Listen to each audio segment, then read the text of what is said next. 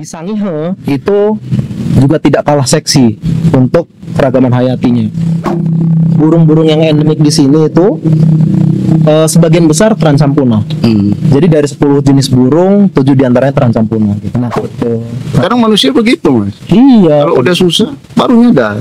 Kalau belum, Kalau belum, babat terus. iya kan? Iya.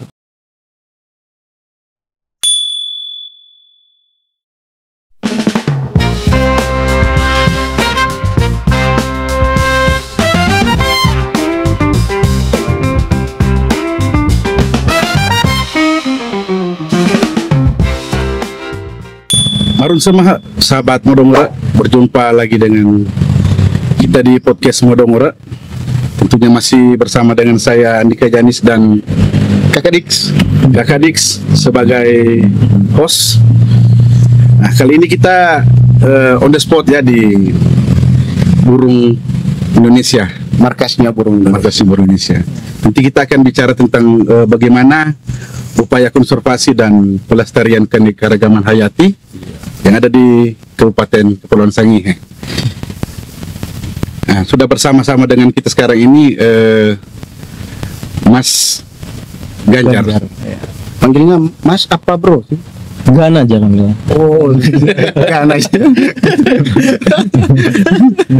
Mas Ganjar ini selaku Conservation Program Officer di Burung Indonesia Site Sangihe. Iya. Bagaimana kabar, Mas? Baik. Walaupun cuaca tidak baik-baik saja. Cuaca memang lagi agak hujan angin kan. baik. Sahabat Modongora, kita langsung akan berbincang-bincang dengan Mas Ganjar terkait dengan kegiatan burung Indonesia yang ada di Kabupaten Kepulauan Sangihe. Mungkin Mas awalnya mungkin bisa diceritakan mengapa Kabupaten Sangihe jadi lokasi atau fokus dari burung Indonesia. Oke. Kenapa Sangihe jadi lokasi ini intervensi burung Indonesia gitu.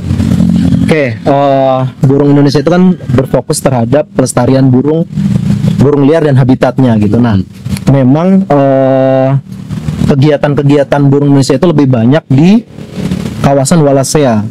Kawasan Wallacea itu lebih jauh itu di sekitar Sulawesi dan sekitarnya, maksud saya, terus Maluku hingga ke bagian Nusa Tenggara gitu. Nah, di Sangihe itu juga tidak kalah seksi untuk keragaman hayatinya.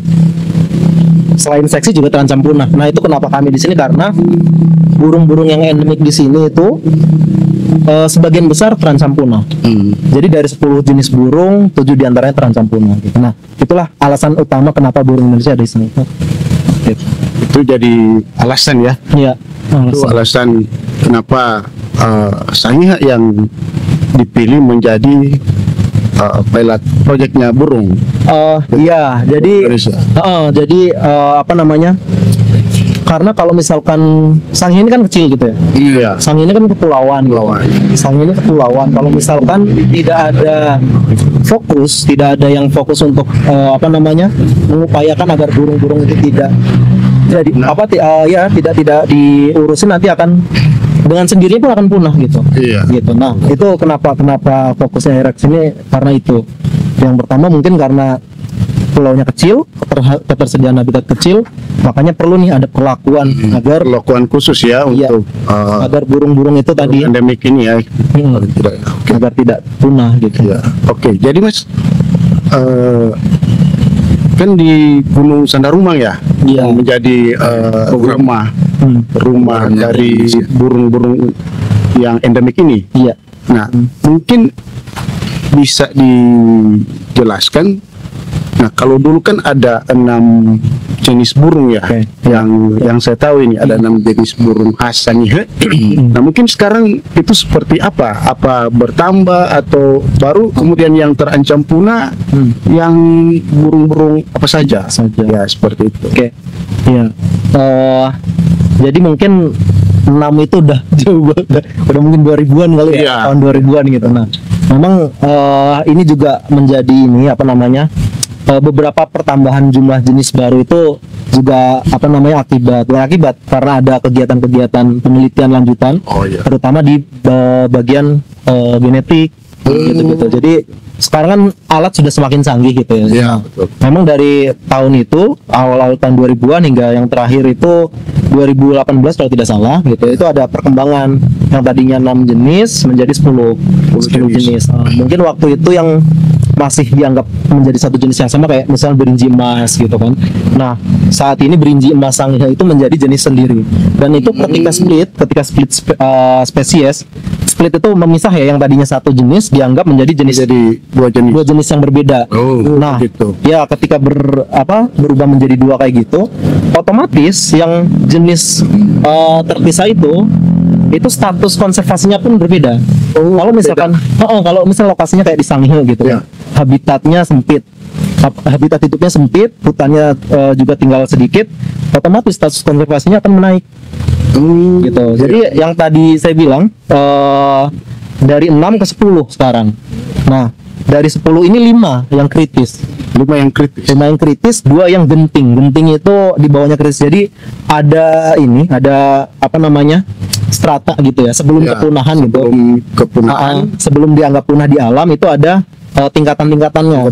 Genting, genting, kritis baru punah. Nah, 7 itu pada fase yang itu, pada tahapan yang itu. 2 genting, 5 kritis. Gitu. Nah, ini 3 yang masih masih cukup mudah dijumpai.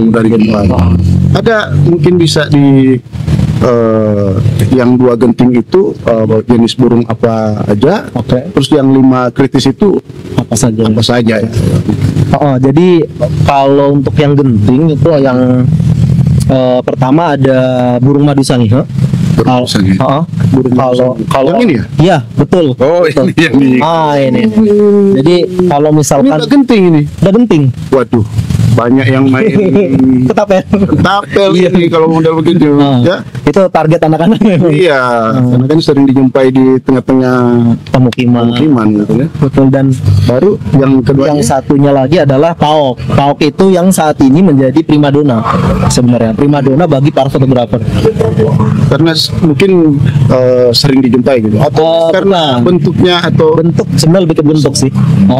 Bentuk, ini burung seriwang. Nah, ini yang kritis. Kalau pauk itu sebenarnya lebih ke bentuk, dimana burungnya itu sebenarnya burungnya kecil, burung tanah, tapi memiliki warna yang mencolok.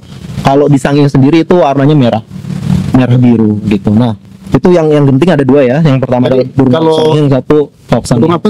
Pauk. Ya. Ada fotonya ya, mungkin di sini ada dan nanti bisa kita spill buat sahabat-sahabat bodong. Ya.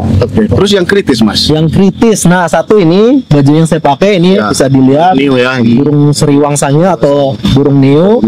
Kemudian ada berinji emas yang tadi saya bilang, setelah split dia langsung jadi 2 ya. Sohaba itu ya? Sohaba kuning. Ya, sama yang satu sohaba coklat, yang satu sohaba kuning. Jadi yang sohaba kuning ini, yang berinji emas ini, setelah split karena dia habitatnya sempit gitu ya, dia status konservasinya langsung naik, langsung kritis karena sulit ditemukan. Betul, sulit ditemukan dan dia itu memiliki daerah jelajah yang luas. Jadi kalau misalkan hutan yang ada saat ini tidak mampu untuk menampung daerah jelajahnya, ya sampai kapanpun populasinya akan segitu-segitu aja. Karena tidak akan ada overlapping atau saling tumpang tindih teritorial gitu. Nah, itu satu tadi ya, seriwang Sangihe. Berikutnya ada anis bentet Sangihe, sohaba coklat. Terus ada berinji emas Sangihe yang sohaba kuning. Ada lagi kacamata itu mata mawira. Mata mawira ya. Satu lagi itu udang merah. Udang merah ini semacam burung raja udang. Raja udang. Kecil dan warnanya merah. Nah, yang raja udang pada umumnya kan warnanya biru putih, atau yang ungu coklat gitu. Nah, itu dia lebih kecil. Iya, lebih kecil. Dia mungkin seukuran burung burung madu lebih besar sedikit lah. Maksudnya lebih besar sedikit dari burung madu. Iya. Dan ekornya juga hampir tidak kelihatan.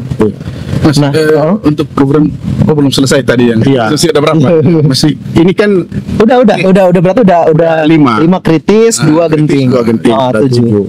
Tapi semua itu kembali lagi ke hutannya ya, rumahnya ini. Betul, rumahnya harus dijaga. Betul, karena setelah diidentifikasi sebenarnya ada beberapa ancaman gitu ya. Yang pertama yang paling masif dan paling besar impactnya atau dampaknya terhadap populasi burung itu sendiri adalah rumah atau habitatnya. Gunung Sandarumangnya. Sandarumangnya, terus lokasi-lokasi yang ada di Sangihe yang cocok untuk burung itu juga sedikit gitu. Iya. Nah, yang kedua baru perburuan, kemudian bencana alam dan lain-lain gitu. Tapi yang memang paling Lahan mungkin bukan lahan ya. salah satu faktor. Jadi faktor yang akhirnya kan mempersempit ruang hidup. Iya, mereduksi hutan lindung itu menjadi perkebunan mungkin atau Betul. apa. Itu juga mungkin Mas, yang bisa dijelaskan juga kan.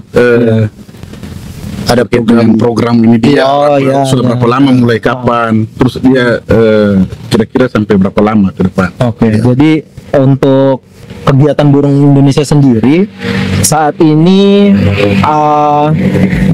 mulai intens itu kan pada tahun 2018 dari tahun 2018 sampai nanti 2028. Iya. Nah, gitu. Memang intervensi kegiatannya adalah lebih banyak di masyarakat. Seperti yang pertama adalah pemetaan tata guna lahan partisipatif.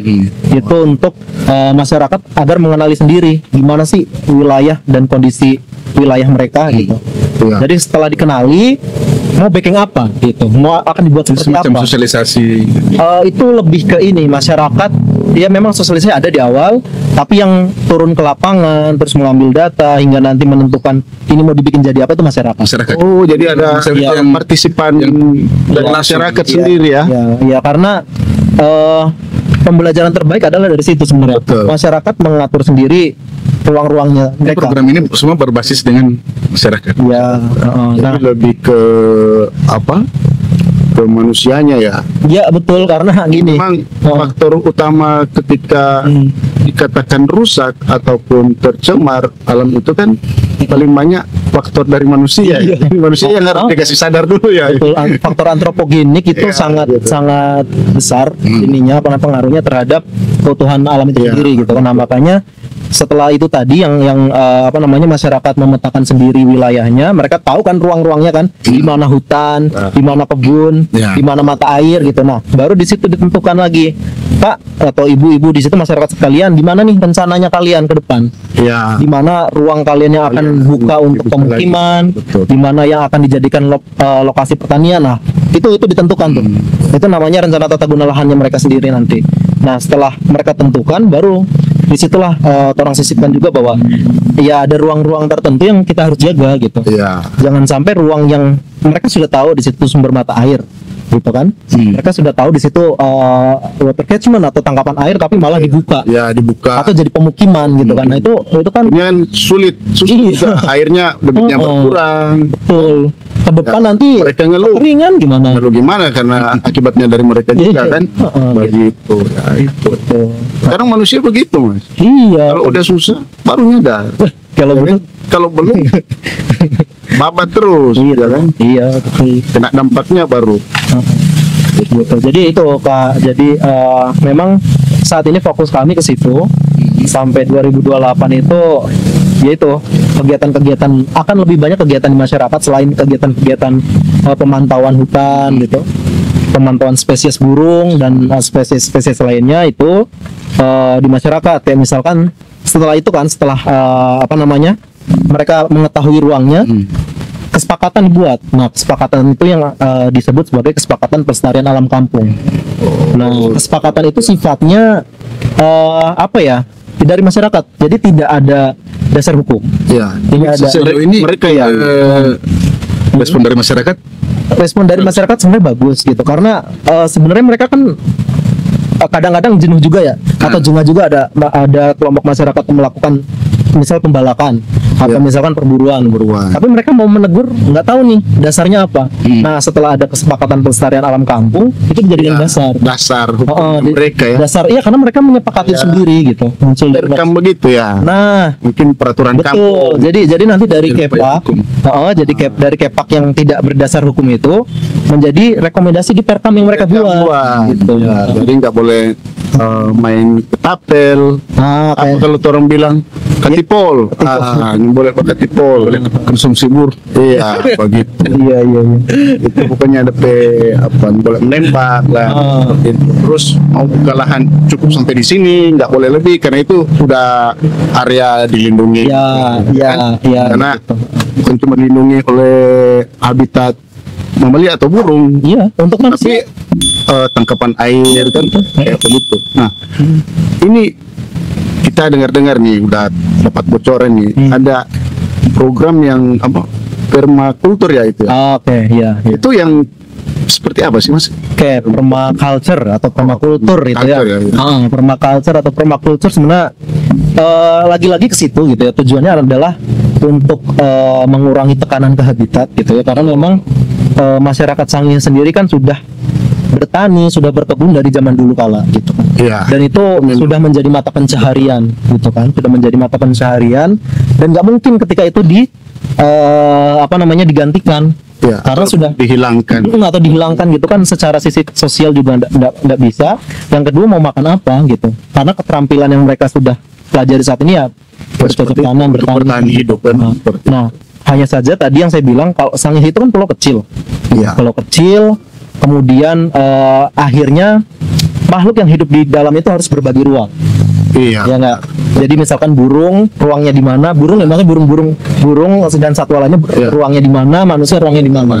Nah, ketika tekanan ini semakin merebut ruang antara masing-masing ruang itu, gitu kan, ini akan terjadi pergesekan gitu. Baik itu nanti salah satu misal kalah dan tersingkir, atau lebih buruk dari itu. Nah, itu pertanian atau permaculture itu akhirnya yang tadi masyarakat sudah memang dibekali itu dari zaman dahulu kala, tetap masih bisa bertani, masih tetap bisa bercocok tanam, hanya saja bagaimana sih bercocok tanamnya gitu kan. Gitu. Karena yang ramah tanam yang ramah lingkungan, berkelanjutan gitu. Dan kalau misalkan yang saat ini terjadi gitu kan, terhadap habitat adalah kan habitat misalnya Sriwang Sangihe nih, yang ini burung biru ini yang udah kritis nih. Itu kan habitatnya lebih cenderung di lembah, di daerah-daerah sungai, tangkapan air gitu. Nah, dimana kadang-kadang itu atau terkadang itu lokasinya datar dan bagus untuk pertanian. Nah, yang jadi markasnya Sriwang Sangihe ini. Nah, ketika dan pertaniannya kan masyarakat Sangihe itu ketika membuka lahan misalnya, kan memang lahannya sudah dikuasai itu sejak dahulu kala itu kan luas gitu. Nah, lahan famili atau apa gitu sebutannya di sini kan. Nah, baru itu dikelola tuh sama masing-masing turunannya. Nah, setelah dikelola, misal di yang tadi Habitat Sangihe dikelola satu dulu di sini. Habis itu misal 5 atau 4 tahun setelah itu karena jenuh tanahnya pindah lagi. Ke lahan baru. Buka lahan baru. Nomaden kayak kalau dulu kan manusia nomaden sering berpindah-pindah karena faktor tanah yang sudah tidak subur, mereka pindah ke tempat lain. Betul. Nah, itu juga mempengaruhi ya. Itu mempengaruhi karena ketika aktivitas itu tetap berjalan, tidak akan ada habitat yang pulih. Maksudnya habitat yang tadinya sudah mau pulih, misalnya yang ditinggalkan otomatis dia akan hutan kembali.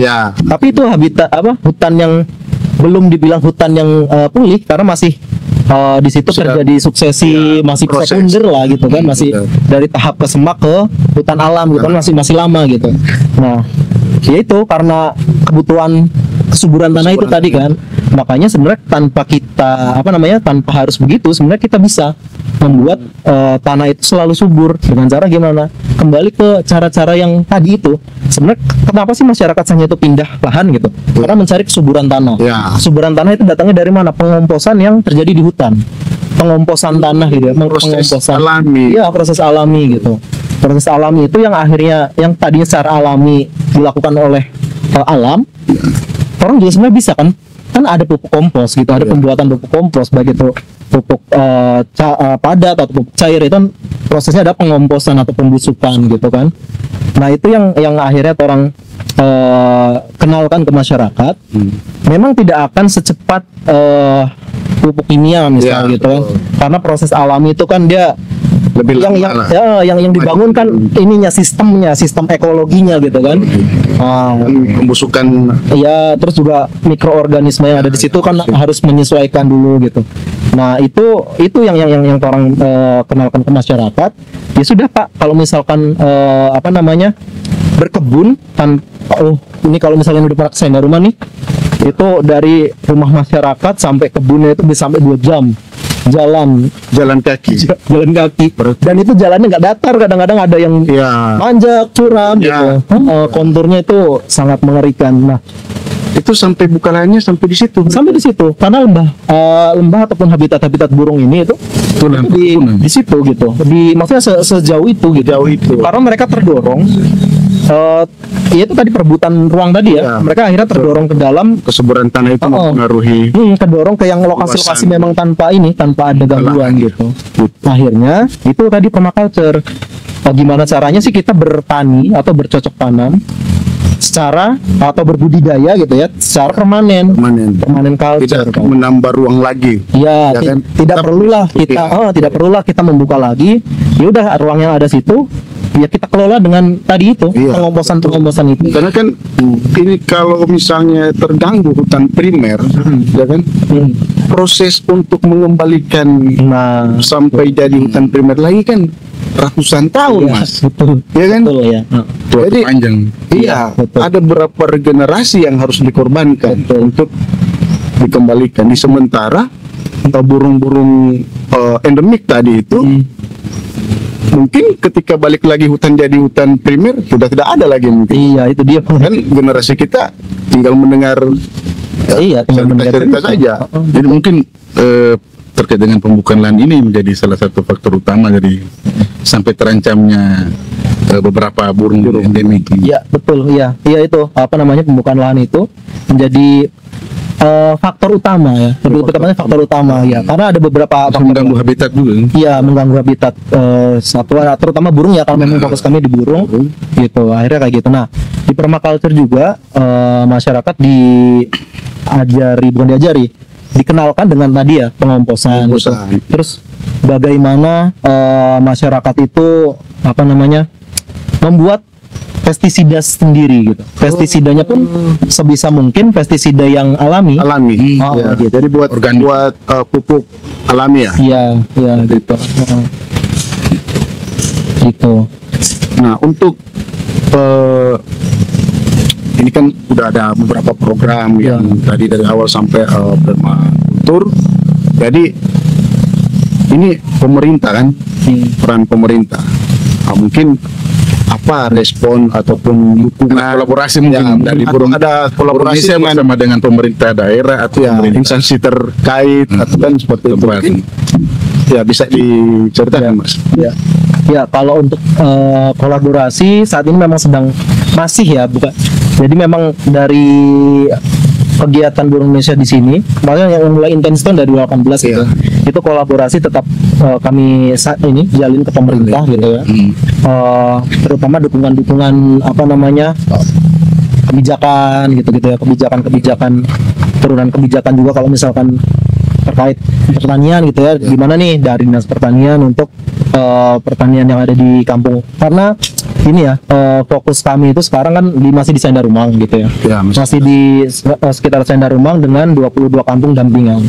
Gitu. Makanya tidak bisa mencakup belum bisa mencakup kampung-kampung lain.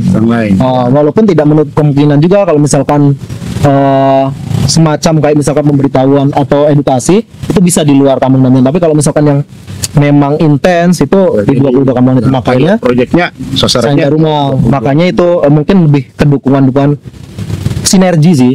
Jadi burung Indonesia lagi melakukan ini nih, lagi melakukan katakanlah kalau pertanian organik.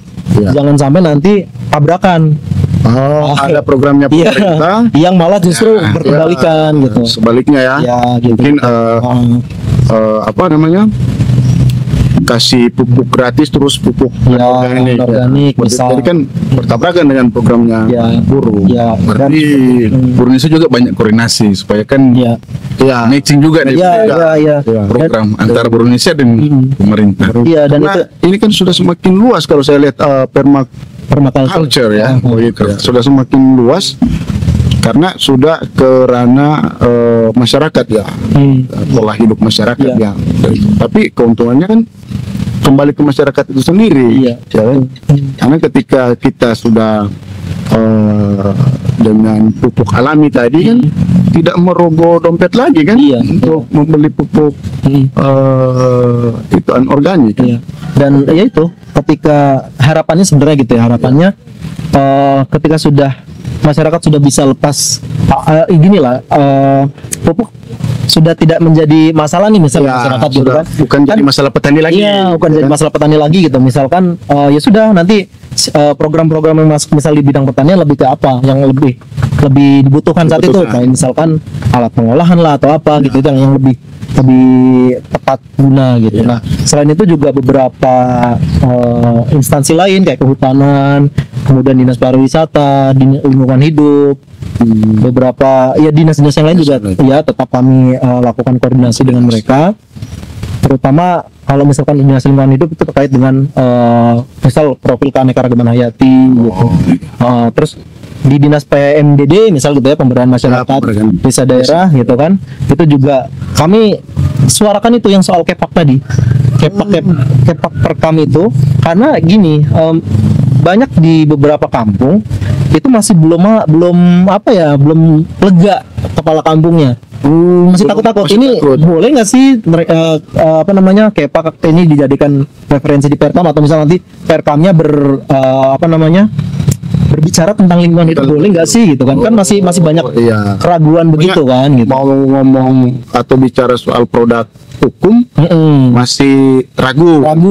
Makanya kita perlu koordinasi di situ. Akhirnya ya sudah kami koordinasi di dinas gitu. Nah nanti dari dinas baru nih, oh iya benar kok bisa ada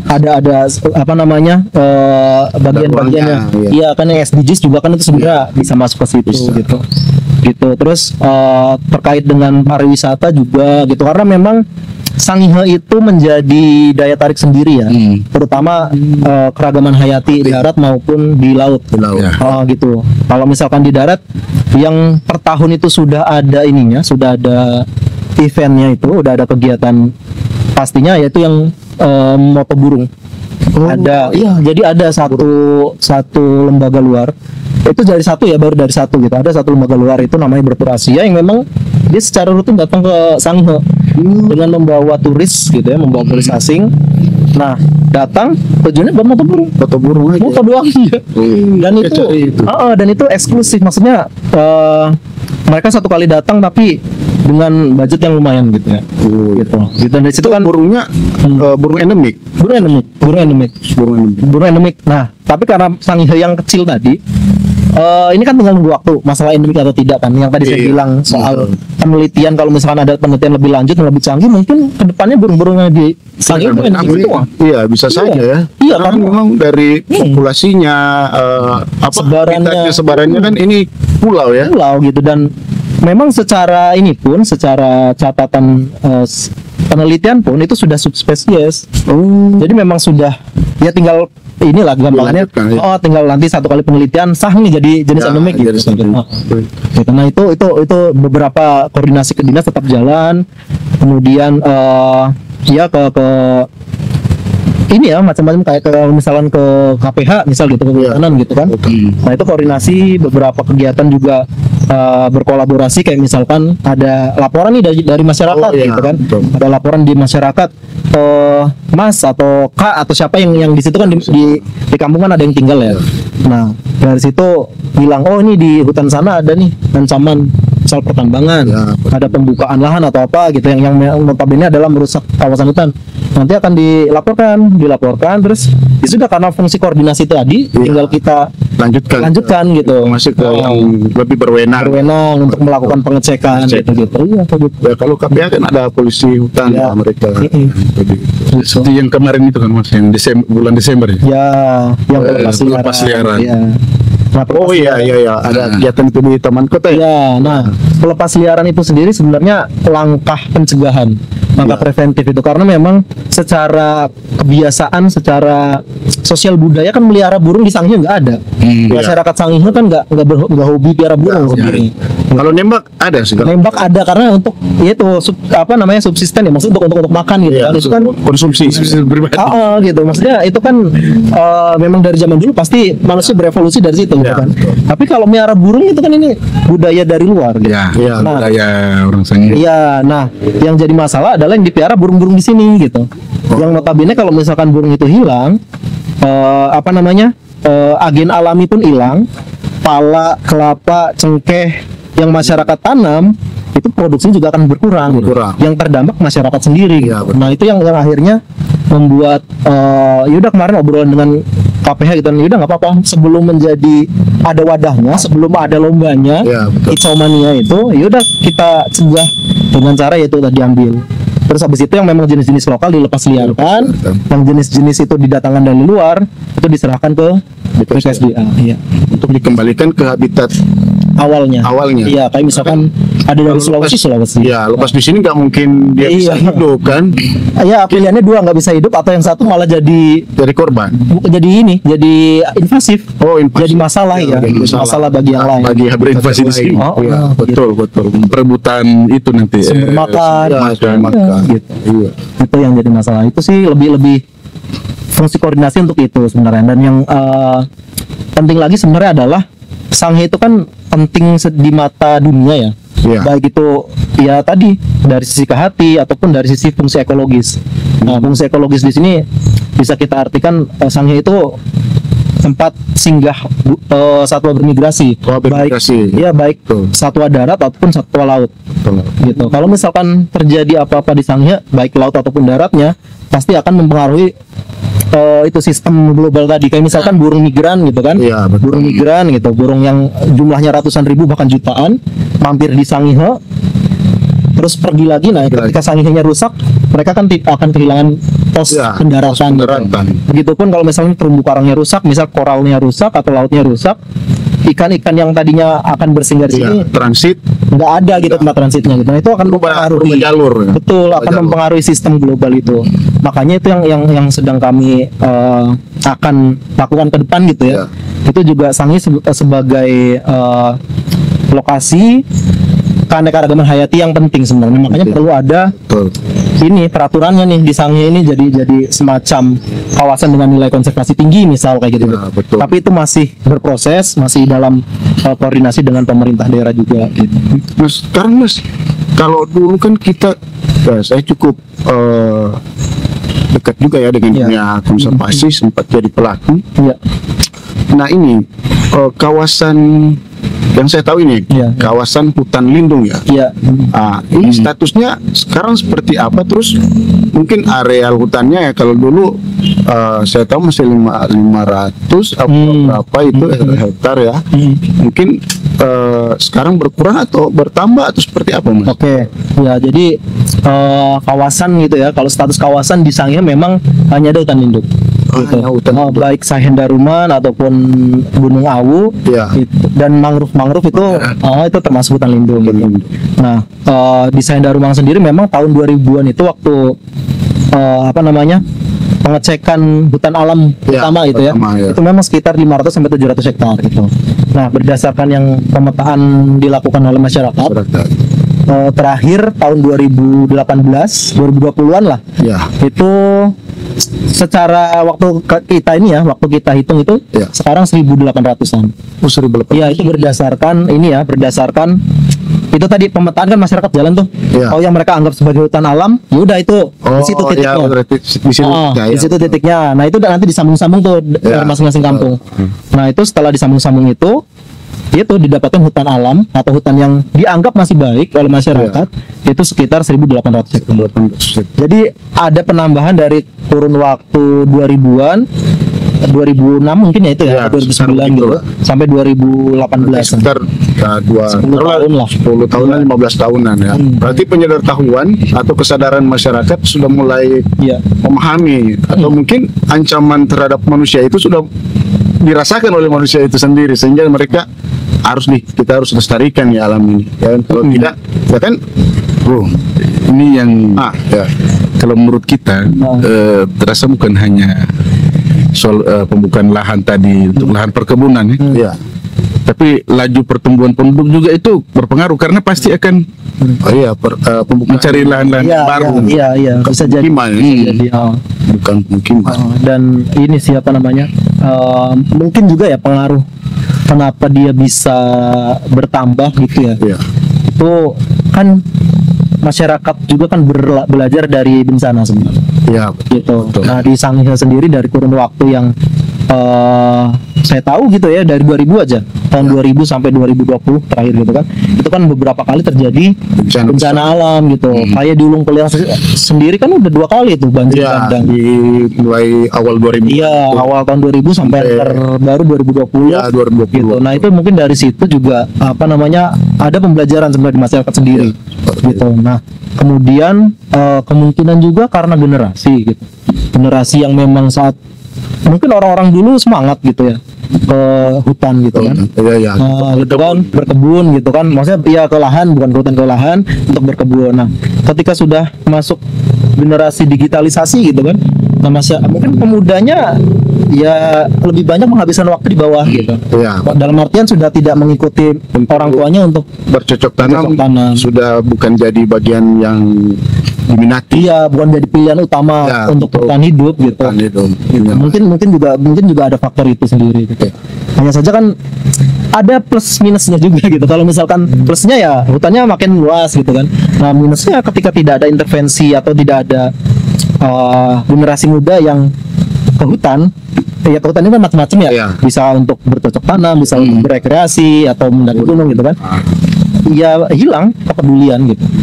Iya. Kan beda nih Ya. antara kita tidak mengelola hutan karena peduli dengan kita tidak mengelola hutan karena bodo amat. Maksudnya nggak ada urusan kita di hutan gitu. Bukan passion saya. Iya, kan beda. Nah, itu juga jadi nilai minusnya ya. Pengaruh juga ya. Ya, nanti ke depan kalau misalnya ada apa-apa siapa yang mau fight gitu kan? Ya, betul. Siapa yang mau mempertahankan hak hidup mereka gitu. Sedangkan manusianya sendiri nggak tahu tuh. Iya. Melestarikan bagaimana berpikir apa Iya, juga, gitu. iya gitu. Itu yang jadi orang sebenarnya jadi ini ya, jadi peringatan Peringatan. sebenarnya. Nah, ini ternyata udah banyak loh program dari burung ataupun program yang sekarang juga sementara dilakukan yang permaculture itu ya, Iya. semoga sukses terus berkelanjutan di 22 kampung. Nah, mungkin ada kalau yang itu kan secara ke kampungnya. Ya. Nah, kalau mungkin untuk anak-anak sekolah ataupun di dunia pendidikan, edukasi mungkin ada. Apakah ada kegiatan atau ada program kampanye atau seperti apa penyederhanawan terkait dengan burung endemik? Karena kan anak-anak sekarang udah semua di handphone ya, ya kan? Semua pegang semua. Ya, dan tahu bahwa ini Sangihe ini mahal loh di mata dunia, luar biasa Sangihe ini. Kalau generasi yang di bangku sekolah ini tidak tahu, Iya. ya habis lah gitu. Iya, ya tadi Ya kan? kekhawatiran kita kan. Iya, jadi apa namanya, kekhawatiran kita jangan-jangan ini nanti nggak ada yang peduli Iya, gitu kan. misalkan Dia secara dini turun juga harus tahu. terusnya. Apa mungkin ada rencana atau ada wacana ke depannya mungkin kampanye? Mungkin orang boleh kolaborasi dengan Dinas Utara. Itu maksudnya. Ya, sebenarnya Kita bisa kolaborasi. Ya, sebenarnya kolaborasi orang juga terbuka gitu. Ya. Termasuk dari pemerintah kampung atau misalkan dari masyarakat di sekitar itu sudah jalan sebenarnya, sudah jalan untuk edukasi kampanye sudah jalan, hanya saja memang saat ini masih by request. Jadi misalkan ya jadi masih by request karena misalkan kayak gini, kalau di kampung di sekolah gitu ya, contoh di Bira gitu kan. Itu kan beberapa waktu lalu ada nih P5 kurikulum yang P5 itu yang Pancasila itu. Nah, meminta untuk ayo kita bikin semacam educamp atau educational camp gitu kan, terhadap masyarakat terhadap anak-anak sekolah gitu. Ya udah orang masuk di situ camping 1-2 hari 1 malam. Nah, sepanjang camping itu materi tentang lingkungan hidup, pengamatan burung gitu, terus pentingnya alam gitu. Sudah masuk dan terbuka. Membuka kolaborasi tetap gitu ya. Kalau misalkan nanti beberapa sekolah sudah menanyakan sebenarnya, kayak misalkan di Karatung gitu ya, terus di beberapa kampung juga sudah menanyakan kapan nih mau masuk gitu. Nah, ya sudah kita tinggal hanya fokus di yang di seputaran pegunungan Sandaruma. Kalau untuk edukasi gitu ya, orang sebenarnya terbuka karena waktu beberapa kali kita orang isi di mana SMK di kabupaten situ di dekat kantor-kantor. SMK 1. SMK 1, SMA 1 juga, terus pernah juga di SMP Mangan itu di Polnusa. Jadi kalau untuk di luar kampung dampingan masih oke. Ya itu yang penting Panjang masih di masih Pulauan Sangihe. Pulauan Sangihe, dan koridornya koridor lingkungan gitu, maksudnya materinya tentang keragaman hayati, lingkungan hidup itu masih Memperkenalkan Iya. ini loh yang kalian punya. Iya, Kan misalnya ini. Iya. Seperti itu. Nah, mungkin kalau masih ada yang ini kan target sasaran yang 22 kampung ya, yang di seputaran Pegunungan Sandaruma ya. Iya. Ya kalau sekolah-sekolahnya mungkin kita butuh kolaborasi ataupun nantinya mensinkronkan, apalagi ini kan penting ini informasi kayak konservasi, apalagi ke 10 jenis burung khas. Nanti kita bahas. Kita bisa gitu loh. Ya nanti itu terbuka lah kalau Ya, kami karena kan gampang. mau bikin maju berkembang kepulauan ini, jangan malu dong kita sebenarnya. Mas Ganjar dari luar Dari luar ya bener. mau bela-belain Sangihe loh. Dan itu yang kami Terus kita yang di bilang sini ke gimana? kampung juga betul. Itu yang menarik juga Bung, ternyata bukan hanya permaculture itu dia, Iya. tapi ada juga UMKM kalau nggak salah. Ya, nah ini ya. Dari Dampingan. juga. Ya ada. Jadi dampingan. Jadi sebenarnya pendekatan burung Indonesia itu bagaimana caranya masyarakat itu yang tadinya fokus ke hutan mengurangi aktivitasnya ke hutan dengan cara-cara itu, bertani yang dekat gitu, mungkin di sekitar lahan-lahan tidur saja. Terus kemudian peningkatan ekonomi juga perlu, karena terkadang agak egois ketika kita bicara lindungi, ya kan, kita bicara lindungi ini kan otomatis banyak hal yang dilarang lah. Banyak ruang-ruang yang masyarakat akhirnya terbatas. Nah itu ada satu kegiatan lagi, yaitu peningkatan produk gitu. Nah jadi dari beberapa kampung yang memiliki misal potensi kampung di sini di Bukide misal batata gitu kan, ada hasil bumi. Ya ubi jalar. Ya sudah, dari ubi jalar itu orang mau bikin apa? Jadi masyarakat sendiri nanti yang akan dilatih. Terus masyarakat maunya apa? Terus nanti kemarin sebenarnya sudah ada tim ininya, tim kajiannya juga. Kajian di masyarakat bagaimana? Pemasaran. Jadi harapannya sebenarnya masyarakat aktivitas di hutan berkurang dan berfokus di bawah gitu. Pengolahan hasil bumi yang mereka tanam di lahan yang sudah tidak pindah-pindah tadi itu. Gitu. Ini asik. Jadi memang yang dibentuk ininya Kak, ekosistem juga ya, karena kita kan mainnya ekosistem gitu ya. Jadi kita bikin sistemnya juga gimana caranya bahwa tekanan yang tadi itu yang saya bilang besar, yang tekanan utama ya terhadap habitat itu tidak terjadi lagi. Iya betul. Kita mengurangi kehutannya menjadi target ya. Target, karena ruang di hutan kan yang tadi yang pemetaan tata guna lahan partisipatif, kebanyakan di wilayah hutan itu pasti adalah water catchment, sumber air. Nah itu yang orang selalu ingatkan, Pak, ya sudah stop di situ. Gitu. Di sini untuk keberlanjutan kehidupan ke depan. Betul. Air kan sudah berkurang. Apalagi kepulauan kan? Kepulauan kecil. Terus air sudah tidak ada, ya kan? Hutan tidak ada. Mau laut tercemar. Ya manusia mau ngapain? Ya kan? Gitu. Bisa saja Sangihe ini hilang dari peta, bukan cuma hilang dari peradaban, ini dari peta juga hilang. Itu kan? Itu kan kasihan. Nggak mungkin makan uang kan? Seperti itu kan? Si kapaling. Asik kan? Jadi gambarannya biasa. Nah kita sahabat Modongore, ini sebenarnya ini kita mau ajakin sebenarnya ini generasi, apalagi orang-orang Sangihe, ini malu sama Mas Ganjar, ya kan? Kita harus lebih mencintai dan mengenal ini orang pe kabupaten, kepulauan, orang jaga DP kelestarian.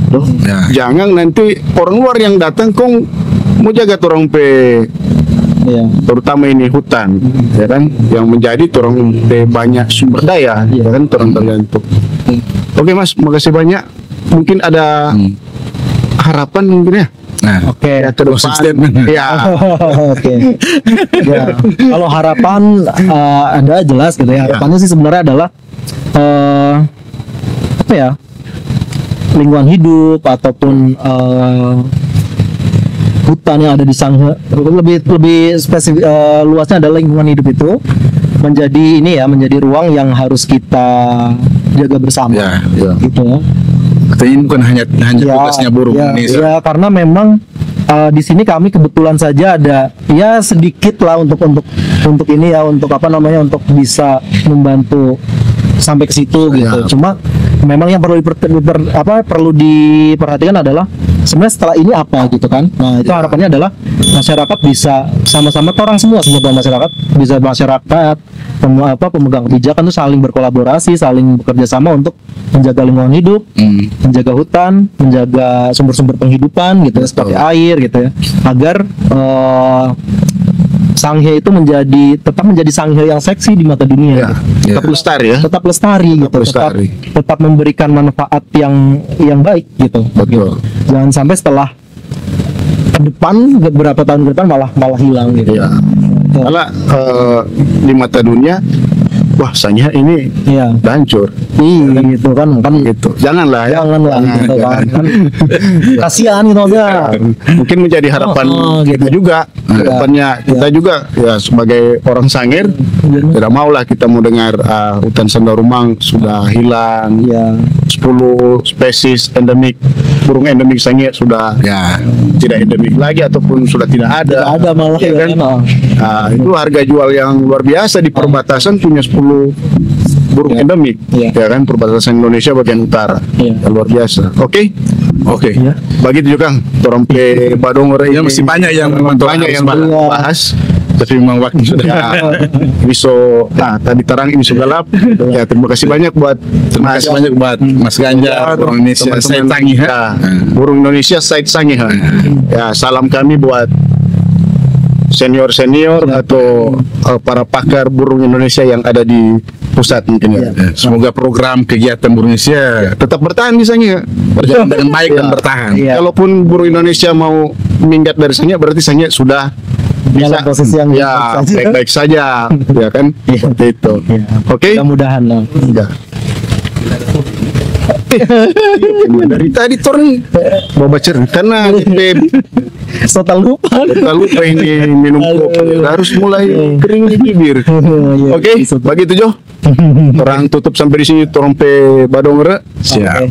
Makasih. So Mbak Uni, kalau Uni tetap stay di Lintas Utara TV program Modongore. Oke, selamat malam, makasih. Siap. Mas. Sukses terus ya. Siap. Oke, sahabat Modongore, saya Andika dan Bung Diki. Kakak Dix. Dan pamit undur diri. Selamat malam. Selamat malam. Dadah.